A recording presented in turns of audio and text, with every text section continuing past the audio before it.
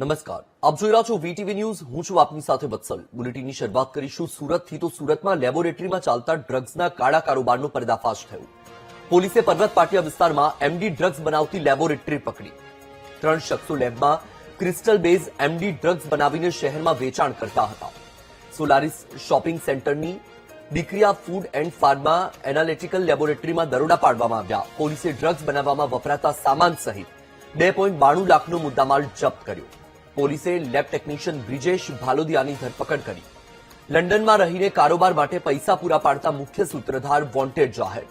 Drugs supplier ખુશાલ રાણપરિયા અને ભરત લાઠિયા પણ wanted જાહેર. 1 જાન્યુઆરીએ પોલીસે અમરોલીમાંથી ડ્રગ્સ સાથે જીલ ઠુમ્મરની ધરપકડ કરી હતી. જીલની પૂછપરછ કરતા લેબમાં ચાલતા કાળા કારોબારનો ભાંડો ફૂટ્યો. પોલીસ તપાસમાં વધુ ખુલાસા થવાની શક્યતા. આ મુદ્દે વધુ માહિતી આપી રહ્યા છે સંવાદદાતા ધ્રુવ સોમપુરા. ધ્રુવ, પોલીસે પર્વત પાટિયા વિસ્તારમાંથી એમડી ડ્રગ્સ બનાવતી લેબોરેટરી પકડી પાડી છે. હાલ જે આરોપી છે તેની સામે કાર્યવાહી શું, જેમને વોન્ટેડ જાહેર કર્યા છે તેમની સામે શું કાર્યવાહી, શું માહિતી?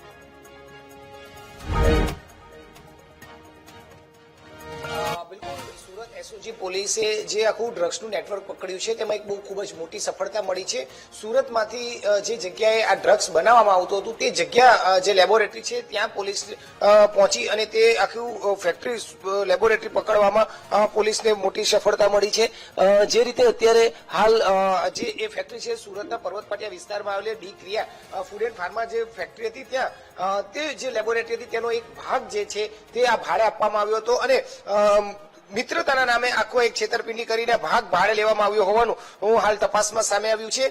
ડી ક્રિયા ફૂડ એન્ડ ડ્રગ્સ જે ફાર્મા કરીને જે લેબોરેટરી હતી તેમાં તેના જે સંચાલક છે ઈશા અણગણ અને તે આખી આ ફેક્ટરી ચલાવી રહ્યા હતા અને તેમના મિત્ર જે છે તે જેની સાથે તેઓ ભણતા હતા તે જનક કરીને જે છે તે જે મૂળ લંડન રહે છે, એટલે મૂળ માસ્ટરમાઇન્ડ જનક છે. જે જનક જે છે તે આ ઈશાને આ તેની લેબોરેટરીનો કેટલોક ભાગ જે છે તે ભાડે લીધો હતો અને તેને ચલાવવા માટે ભાડું પણ આપતો હતો અને તેને મિત્રતાની આડમાં રિસર્ચના નામે તે અહીં ડ્રગ્સ બનાવતું હોવાનું સામે આવ્યું છે. એ લેબોરેટરીના સંચાલક આપણી સાથે જોડાયા છે ઈશાબેન, તેની સાથે વાત કરીશું. ઈશાબેન, તમારી આ ફેક્ટરીમાં ડ્રગ્સ બનાવવાનું સામે આવ્યું છે, કઈ રીતે ખબર પડી અને પછી કઈ રીતે આખી કાર્યવાહી? હવે અમને ખબર તો હજી કાલે જ પડી કે અમારી લેબોરેટરીમાં એમડી કરીને કોઈ ડ્રગ્સ છે એ બને છે. એ બી એ રીતે ખબર પડી કે એસઓજીની ટીમ આવી કાલે મારી પાસે 5 વાગે બ્રિજેશને લઈને અને પોલીસ વાળા આવ્યા કે ભાઈ તમે આને ઓળખો છો? તો મેં એને પૂછ્યું કે હા અમે ઓળખીએ છીએ, શું પ્રોબ્લેમ શું થયો છે? ત્યારે એને કીધું કે ભાઈ આ સર તો તમારે ત્યાં ડ્રગ્સ બનાવતા હતા. ત્યારે અમને ખબર પડી કે અહીંયા ડ્રગ્સ બનાવતો હતો, કે કોઈ ઇલીગલ સબસ્ટન્સીસ અમારે ત્યાં બનતું હતું. હવે પછી ત્યારે તો અમારી માટે શોકિંગ ન્યૂઝ હતા કે ભાઈ અમારી લેબોરેટરીમાં તું ભાઈ 4 દિવસ આવ્યો અને 4 દિવસમાં તું આટલું બધું કરીને ગયો. એ અહીંયા આવ્યો બી નથી એટલો ટાઈમ, 2 મહિનામાં 4 જ દિવસ આવ્યો છે. 1 નવેમ્બરથી એ અહીંયા આવ્યો હતો ને એ રીતે કે ભાઈ અમે માસ્ટર્સના સ્ટુડન્ટ છીએ, કે માસ્ટર્સ બી નહીં પ્રોડક્ટ ડેવલપમેન્ટનું કામ કરીએ છીએ. અમારી ખુદની પ્રોડક્ટ છે. મારો ફ્રેન્ડ છે જનક જાગાણી છે જે હાલ લંડનમાં છે, મારી જોડે 3 વર્ષ કોલેજમાં હતો માલિબામાં. આપણે એના નામ પર એના રેફરન્સ પર કે ભાઈ ચલો સારો ફ્રેન્ડ છે, એક ગ્રુપના છીએ આપણે, એ કહે છે તો રેફરન્સથી આપણે એને આપીએ ફ્યુમૂડ યુઝ કરવા માટે. એને ખાલી ને ખાલી આ જે દેખાય છે ફ્યુમૂડ એ જ યુઝ કરવું હતું. તો આપણે એને આપણા કોઈ મશીનરીઝ પણ નથી આપ્યા, કોઈ કેમિકલ્સ પણ નથી આપ્યા, બધું એ જાતે જ લઈને આવ્યો હતો. કોઈ બી રિસર્ચ એન્ડ ડેવલપમેન્ટનો સ્ટુડન્ટ છે, પીએચડી નો સ્ટુડન્ટ છે, તો એ લોકો એના સામાન સામગ્રી લઈને આવતા હોય. આપણે તો ખાલી એને એક ઓક્યુપન્સી પ્રોવાઈડ કરતા હોઈએ છીએ કે જે અમે કરી હતી. હવે કાલે એસઓજીની ટીમ આવી ત્યારે અમને ખબર પડી કે આ 4 દિવસમાં તો આ બ્રિજેશ ડ્રગ્સ બનાવીને જતો રહ્યો છે. તો અમે એને કીધું છે કે તમને જે બી હેલ્પ જોઈએ, જે બી ફૂટેજ જોઈએ, જે બી પ્રૂફ જોઈએ, અમે લોકો છીએ.